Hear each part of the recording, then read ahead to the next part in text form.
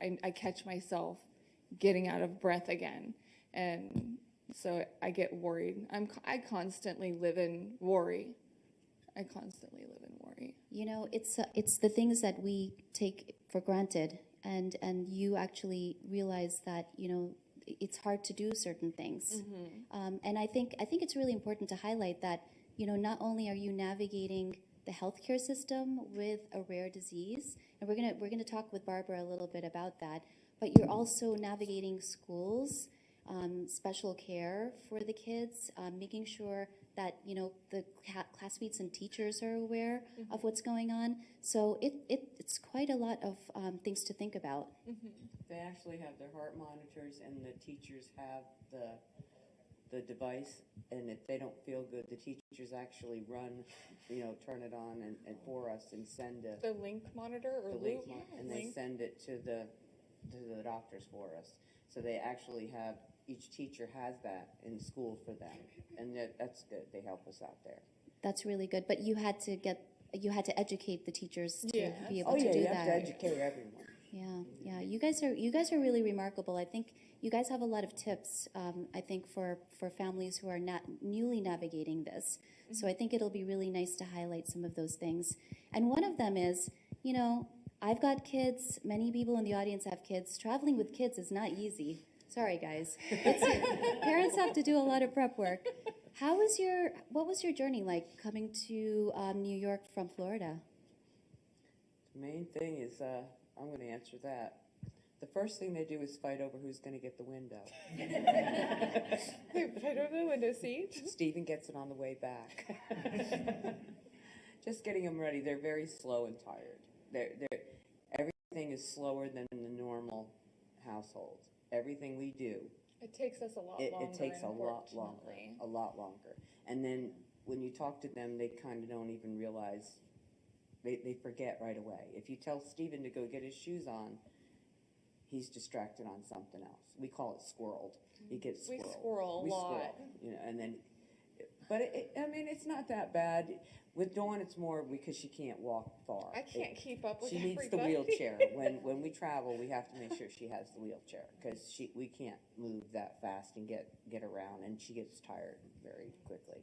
So. Right. Yeah, and you know, and speaking with you both, you know, before this trip, you were sitting down with the boys, and you were going to talk through the trip and what was going to happen. I mean, you do a lot of prep work. Oh yeah. Yeah, we did prep them because I didn't want him to think anything negative. Like, I wanted him to know that this is to help share that he isn't alone with his behavior issues, because he does have a lot of behavioral issues. And we were actually supposed to have a doctor, like a psychiatrist doctor today, but I canceled this because this is way more important. And we rescheduled. You just have to reassure him he's not alone, and we're not picking on him. We're just trying to educate that he's not alone. There's other kids out there like him. And he got to meet Landon. That was amazing. And Callie, he got to meet another kid with Dannon, and they love that. It's crazy. They look like they could be siblings. Yeah. Like they look like they could be siblings. No. Gabriel doesn't think so. I think, you know, that's a really important point too, and I know that Dr. Adler and Dr. Taylor are here, and they've actually been studying the natural history of the disease. So what happens over time without any type of treatment with Danon disease, because we know so little about it. So I know that they're going to be talking about that a little bit, but that is a very important point you have brought up. You know, next I wanted to actually, I know Barbara likes to not be in the spotlight too much, but I'm going to put the spotlight on Barbara because Barbara is incredible. And I'm a mom.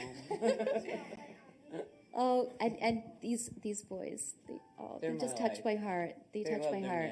They're my life.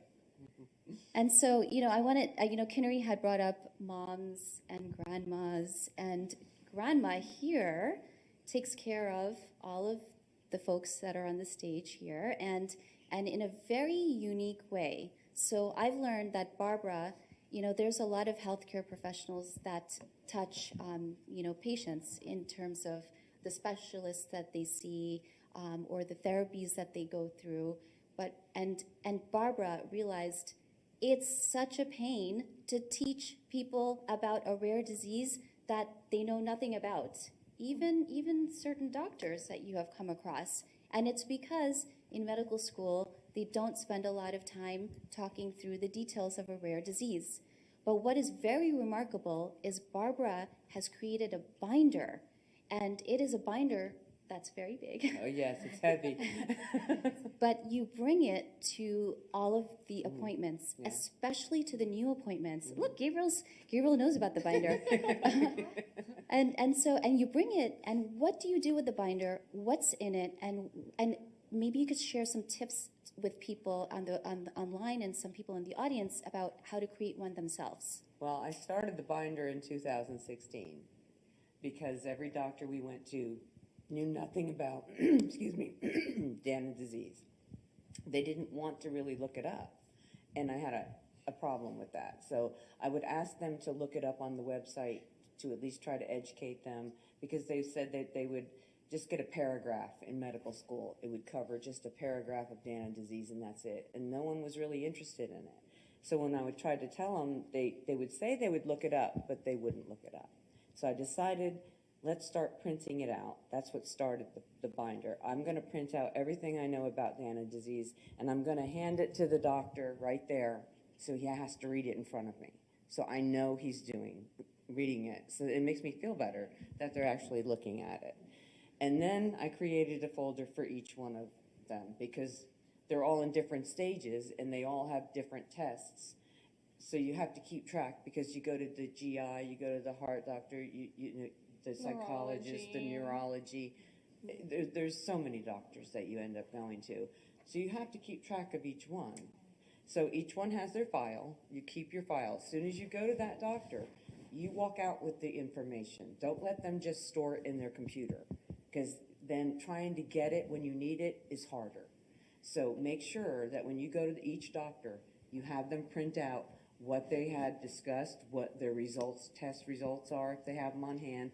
Get them, put them right in the right person's folder, and keep that going. Don't stop. Always keep it going. And that way, when you go to a new doctor, you can hand them that whole folder, and that way you don't have to say, call another doctor and have it, sign off the medical release and have it, emailed over. It's a process just to get stuff transferred to different doctors. If you make sure you have all that information before you leave each doctor, put it in each one of their folders, go to the next doctor, hand them the folder, like if we're going with Gabe, they could look at everything going on there. Because her primary doesn't give her all the information to take to the next doctor. Do it yourself, and do it right away. Never leave without all that information, and keep it in each one of their folders. And and as Gabriel and Stephen, Gabriel, do you want to say something? Yeah, I can go to the restroom. You do?